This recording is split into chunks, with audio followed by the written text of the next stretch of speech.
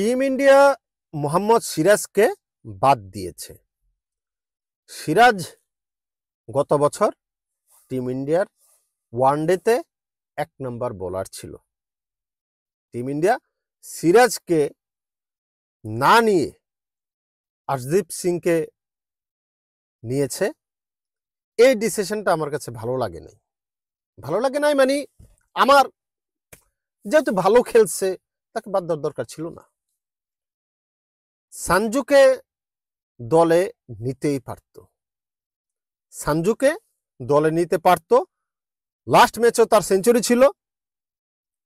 টি-20তে 5 ম্যাচে 3টা century Sanju Samson, তারপরেও তার দলে জায়গা হয় নাই।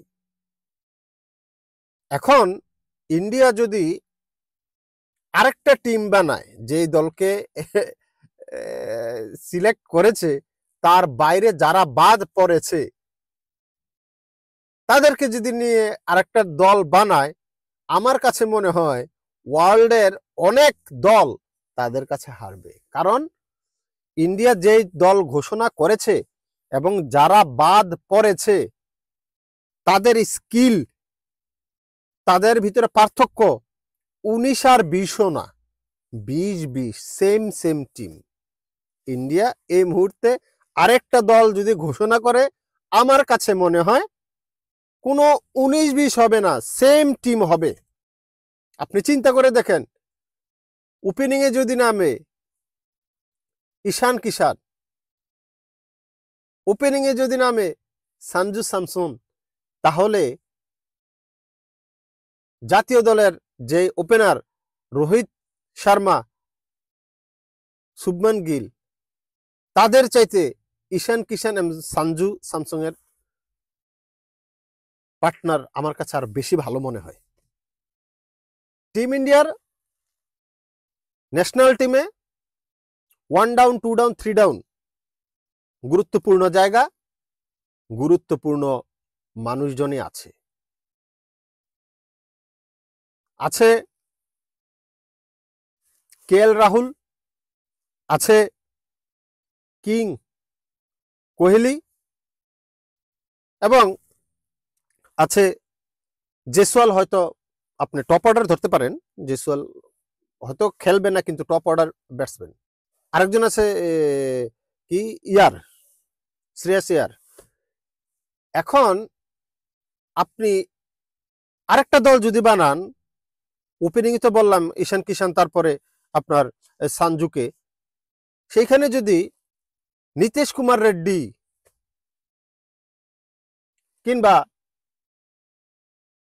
সূর্যকুমার যাদব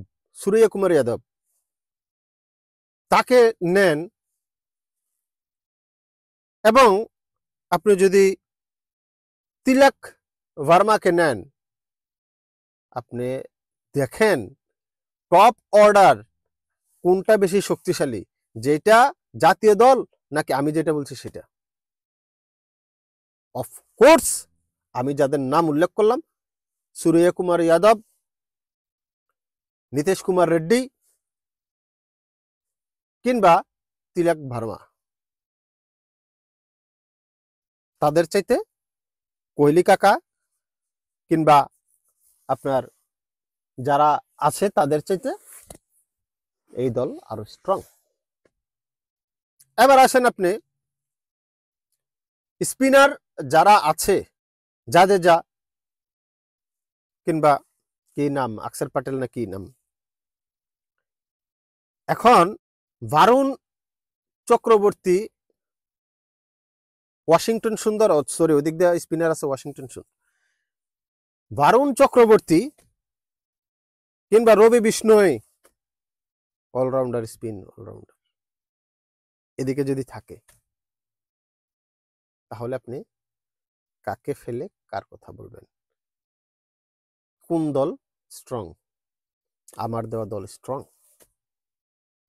পেস এটাকে থাকবে সিরাজ সাহেব।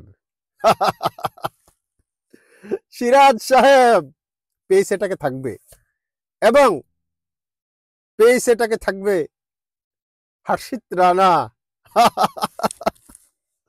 দেখেন কার দল স্ট্রং, আমার দল স্ট্রং। সুতরাং টিম ইন্ডিয়া এমন এক পর্যায়ে আছে, তারা যেই দল ঘোষণা করেছে এর বাইরে যদি এখন আরেকটা দল ঘোষণা করতে বলা হয়, ইজিলি ঘোষণা করতে পারবে এবং শক্তিমত্তার বিচারে 19-20 হবে না, শক্তিমত্তার বিচারে 20-21 আমার হিসাবে। কারণ আমি মনে করি এরা, আমি যে ব্যাটসম্যানদেরকে নিয়ে সাজালাম ভাই, এরা হার্ড হিটার ব্যাটসম্যান আরো বেশি। আপনি দেখেন তিলক বর্মা, নীতিশ কুমার রেড্ডি, সানজু, আপনি কার কথা বলবেন? আরেকটা ব্যাটসম্যান আছে কি জানি, রঞ্জিত ট্রফিতে নাম কিরণ, কি জানি নাম, আরে নামটা আমি জানি না, কয়েকবার নাম শুনছি কিরণ, এর এভারেজ নাকি 750, এরা আউট করতে পারে না। এভারেজ ওই রঞ্জিত ট্রফিতে 750 নাকি তার গড় রান, একটাতে আউট হয়েছে, 5টা সেঞ্চুরি। মানুষ না জিন? নাম কি, এই নাম কি? আর একটু কমেন্ট বক্সে কমেন্ট করেন তো। কিরণ, কিরণ কি জানি নামটা, পুরোপুরি কিরণ একটু মনে আছে, তারপর মনে নাই। হেরে নাকি আউট করতে পারে না। হেরে 7টা ম্যাচ খেলছে, 5টাতে সেঞ্চুরিতে সে, এবং একটাতে আউট হয়েছে, যার কারণে তার strike rate, sorry, average run, আমার ছবিতে পানি এসে পড়তেছে হাসতে হাসতে। এর কাহিনী শুনে তো মানুষে না, জিন। 750 এভারেজ।